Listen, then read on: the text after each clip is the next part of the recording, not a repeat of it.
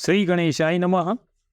તારીખ 7મી માર્ચ 2024 ગુરુવારે સવારે 9:34 થતું બુધનું રાશિ પરિવર્તન કે જે કુંભ રાશિમાંથી પરિવર્તન કરીને મીન રાશિમાં આવશે અને આ જ દિવસે એટલે કે તારીખ 7મી માર્ચે 2024 ગુરુવારે શુક્ર પણ સવારે 7:47 રાશિ પરિવર્તન કરીને મકર રાશિમાંથી કુંભ રાશિમાં આવશે.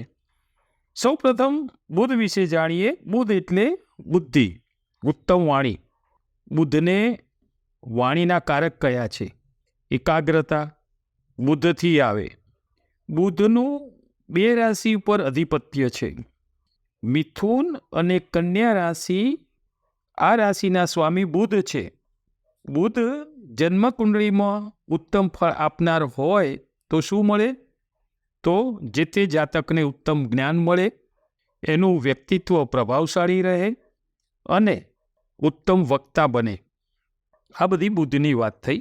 સાથે સાથે આપણે શુક્રનું પણ ગોચર જોઈએ છે, તો આપણે શુક્ર વિશે પણ વાત કરીએ. શુક્ર એટલે પુરુષત્વ, સારી પર્સનાલિટી, ભૌતિક સુખ અને સાથે સાથે ભોગ પણ. ભૌતિક સુખ અને એનો ભોગ, કે જેની કુંડળીમાં શુક્ર સારી સ્થિતિમાં હોય તો તેમને ભૌતિક સુખ ખૂબ જ સારું મળતું હોય છે. શુક્રની અધિપત્યવાળી રાશિ એટલે કે વૃષભ અને તુલા રાશિના સ્વામી શુક્ર છે.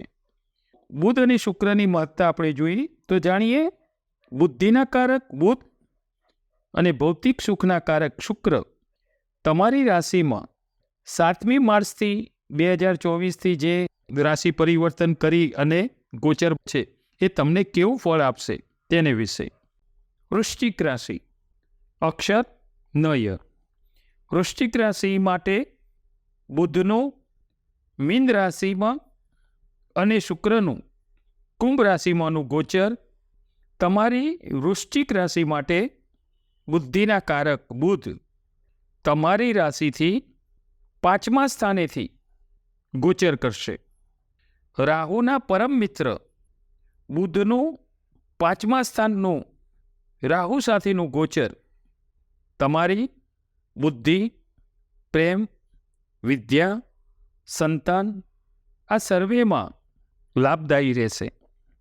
બુધ એ બુદ્ધિના દાતા જણાવ્યા છે.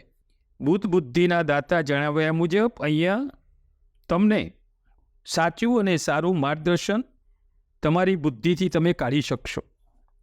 અહીંયા જણાવ્યું સાચું અને સારું માર્ગદર્શન શેને લીધે? કે એ તમને ગુરુથી મળશે. અને ગુરુ અહીં બુધ એ ગુરુની મીન રાશિમાં છે. ગુરુની રાશિમાં બુધ છે એટલે બુદ્ધિ સાથે સારું માર્ગદર્શન એ પણ અહીંયા તમે મેળવી શકશો. ગુરુના જ ઘરમાં બુધને લીધે તમને સાચું દિશા સૂચન પણ મળી શકે.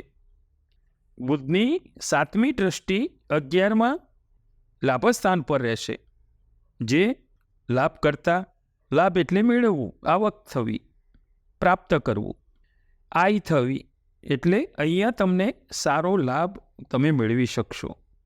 બીજું, ભૌતિક સુખના કારક શુક્ર તમારી રાશિથી 4થા સ્થાનેથી ગોચર કરશે. અહીંયા તમને ઘરથી 4થું સ્થાન છે. માતા, મિત્ર, વાહન, સુખ આ બધું જેનાથી તમને સુખ શાંતિ મળે. અહીંયા તમને રૂપિયાનું સુખ એટલે કે નાણાકીય લાભ પણ તમે મેળવી શકો. અહીંયા જન્મની કુંડળીના ગ્રહોની પણ સ્થિતિ જોવી પડશે. જો એ સારા હશે તો આ પ્રમાણે તમને આર્થિક લાભ પણ મળશે. અહીંયા શુક્રની કુંભ રાશિમાં શનિ સાથેની યુતિ એટલે શનિ શુક્રની યુતિનું આ ગોચર અહીં તમને તમારા વેપારમાં લાભ કરતા રહેશે. નોકરીમાં પણ અહીંયા તમને એને સારું ફળ મળે એવી શક્યતાઓ રહેશે. અહીંયા કર્મસ્થાન પણ છે. અહીં તમારા કર્મ વિશે તમારું સત્કર્મ થઈ શકે. તમારા હાથે તમે સત્કર્મ કરી શકો. અહીં તમારા ધર્મ પ્રત્યેની આસ્થા વધે, તેમજ ધાર્મિક કાર્ય પણ અહીંયા તમે કરી શકો.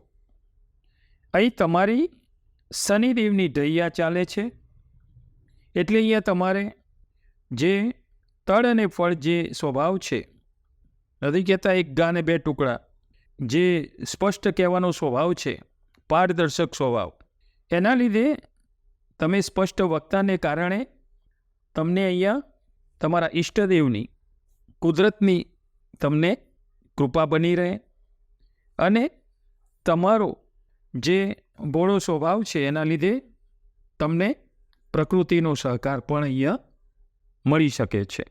તો આ હતી બુધ અને શુક્રની ગોચરની સ્થિતિ વૃશ્ચિક રાશિ માટે. નમો નારાયણ.